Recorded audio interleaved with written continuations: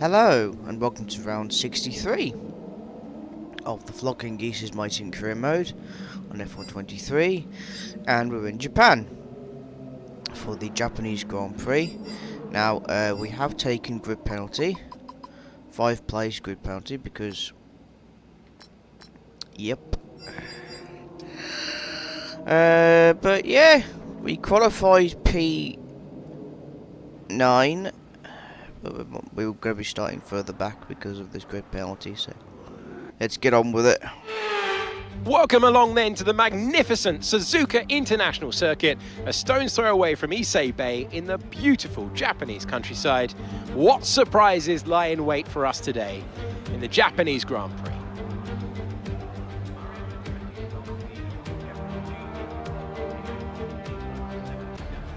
It's time to take a look at our starting grid for today's race.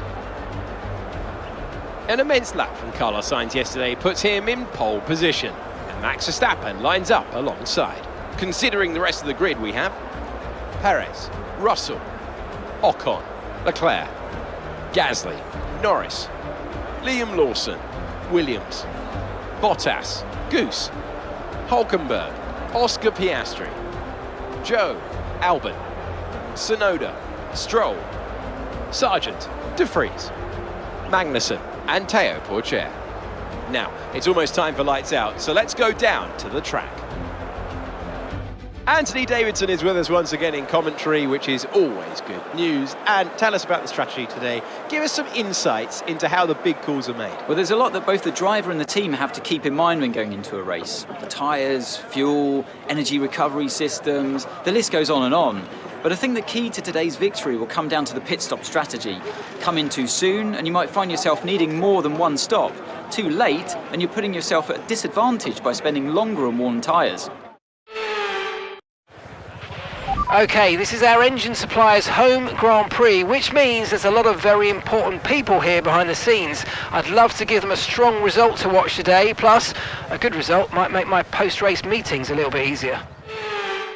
You worry about the meetings with Honda, I'll worry about the racing, as Red Bull and Honda do supply the engine that we are using, as well as for Red Bull AlphaTauri, and the lights are out, and the Goose just goes right into the track. It's 4, 3 wide, 2 wide, 3 wide, still going to turn 1, 2, 2 off the grass, and straight past the Ferrari, and Sergio Perez, George Russell and Max Verstappen have gone into the lead on the League of Their Owners. You can see we struggle here at the S-turns. Verstappen leading George Russell ahead of the race here, with Sergio Perez and Carlos Sainz behind in P4 and P5.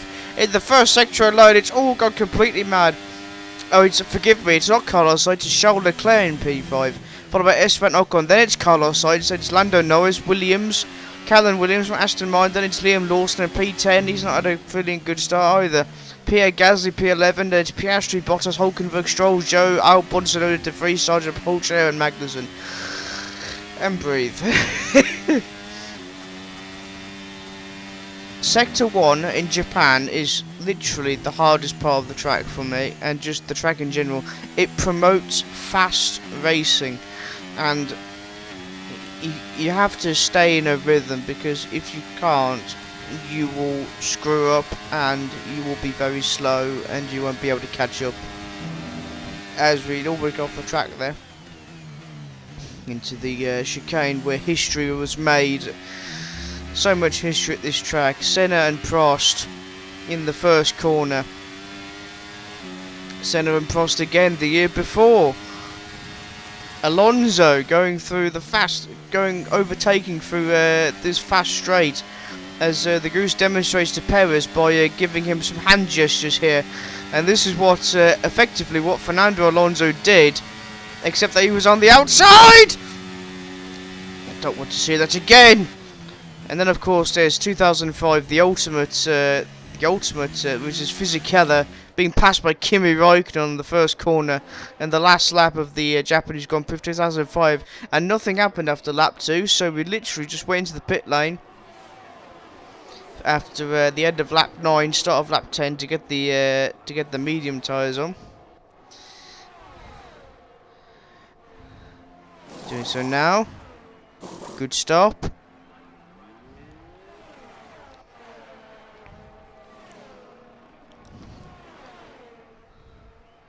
We're last. Well, that's to be expected. We've got Haas there in the back, in behind, so I presume that's Magnussen. It is Magnussen. Further on in lap 10 now, and we've caught up to the Haas of Magnussen and the AlphaTauri of Nick de Vries, which is not the most challenging things to do in this game, I must admit. Although when Magnussen was Aston Martin, that was a very different thing altogether. There's contact between the Goose and Magnussen as he's trying to look for a way past. There's more contact, just shoving him, pushing him forward to go faster. And now he's just using him as a slipstream to get past, to try and get past Magnussen here. He's going to go down the inside of this fast corner here. He tries to hit Nick de Vries as well, but he gets past Kevin Magnussen. And now he overtakes Nick de Vries into the chicane. Kind of overcuts the corner there. That was... we don't want to see that again. We will, don't worry. Trust me, season 4. Woo! Haven't even got to that yet. Further on in lap number 11 now, and it's Goose versus Pourchaire. That's gonna... Oh, have they got wing damage? I would not be surprised if we have wing damage, but we are past Teo Pourchaire now, B19, sorry. As we approach Alexander Albon for Haas. Yes, he's with Haas now. And then there's Logan Sargent with P17 and Williams. Now we're going to see a repeat of lap 10. I don't know. Liam Lawson's doing well. And this is oh, the Goose goes wide off the track, and I think Sargent he had a lock-up. Because I saw he must have had dirt coming from the back of his one of his wheels. And we overtake Albon, and Sargent goes into the pit lane. People are starting to pit now. Let's go from P17 all the way up to P13, P12. We have made positions here. At the end of lap 12 now, more people are pitting. You just see Joe Guan Yu there from Alfa Romeo going into the pit lane now. And we've moved up to P6 ahead of our teammate who is in P7. That's Liam Lawson. Verstappen 4.5 seconds in front of us, and there are people pitting here which are going to put us up into 3rd place, which is an excellent result for us at the moment, since we're going to be on the podium if we carry on like this. Lap 22 now, and because nothing happened after that, and I had the Goose is making hand gestures to Ocon, who's trying to get back. He's trying to snatch the podium from the Goose here. They cuts him off and go through this fast chicane, made famous by now retired in the game, of course, Fernando Alonso. I wish he was still here. Moving on to lap number 3 now, and Kevin Magnussen's retired. He's got a DNF to his head, but Ocon's not finished yet, and the Goose does his old. He does the old front. He just overtakes him on the front stretch, just like Kimi Räikkönen did in 2005, my hero. My hero, Kimi Räikkönen. Literally, I was a kid watching that, Japanese 2005, and I literally screamed. That was absolutely amazing. Meanwhile, as all that was happening, Kevin Magnussen quietly retires. There's no smoke coming back of the engine. That's Nick de Vries making the easiest pass, of his career, past Kevin Magnussen there. And yeah, off the track. Must be some kind of gearbox or electronics failure. Lap 24 now, and the Goose is 10.5 seconds behind Verstappen. Ocon trying to make try and steal the podium from the Goose here.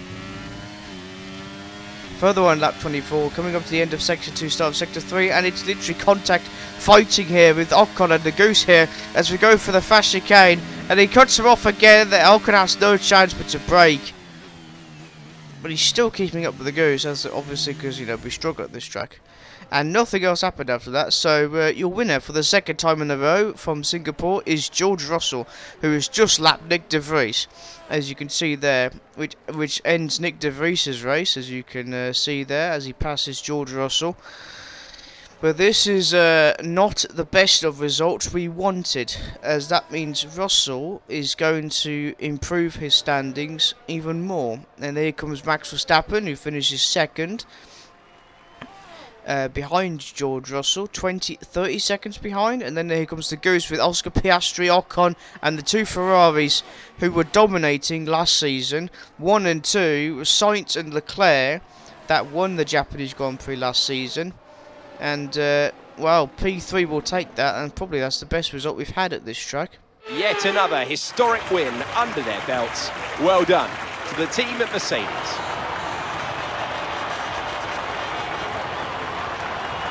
What do you think it was, Ant, that gave them the edge over the competition today? I think a large part of the result comes down to temperament. They were able to keep their heads when everyone around them was losing theirs, and that's allowed them to get the best out of the car, to maximise the strategy, and to stay out of trouble. Mercedes are on top form once again after an excellent race weekend. It's great to see them up on that podium once again.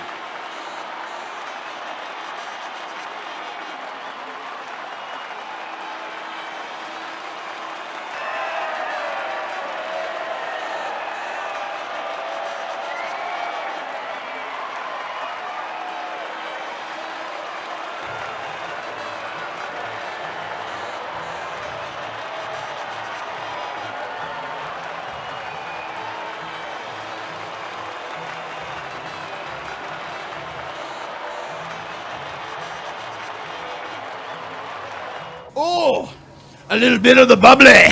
So let's have a look then at the drivers' standings. That's a positive result for George Russell, who further solidifies his position at the top of the standings. Some amazing talent out there on track today, but Anthony, who would you pick as your driver of the day? There's a few contenders, but George Russell definitely stood out, I think. A really solid drive from him today, and one I'm sure the fans enjoyed. It's time to check out the constructors' standings. Mercedes continue to extend their lead. I'm equal parts exhausted and elated with this weekend of Formula One. Be sure to join us for the next one. Yeah, we'll take P3. Third place, we'll take that. There was literally nothing we could do with these two. I do struggle at this track, I will admit. So I'm glad we got P3 though. It does mean, however, that the standings are just going to be even more problematic. We're 47 behind. A miracle needs to be performed at Qatar if we are to maintain the championship. And I mean it. This is just mental. George Russell's the next Lewis Hamilton. Now Liam he's not had a good race. Jesus Christ, what happened there? 15. Yeah, it's a tough track for us. But no, P3. So thank you for watching. Stay safe, and we'll see you in round 64 for Qatar at the motorbike racing track in Los Ailes, the Los Ailes International Circuit in Qatar. Until then, bye for now.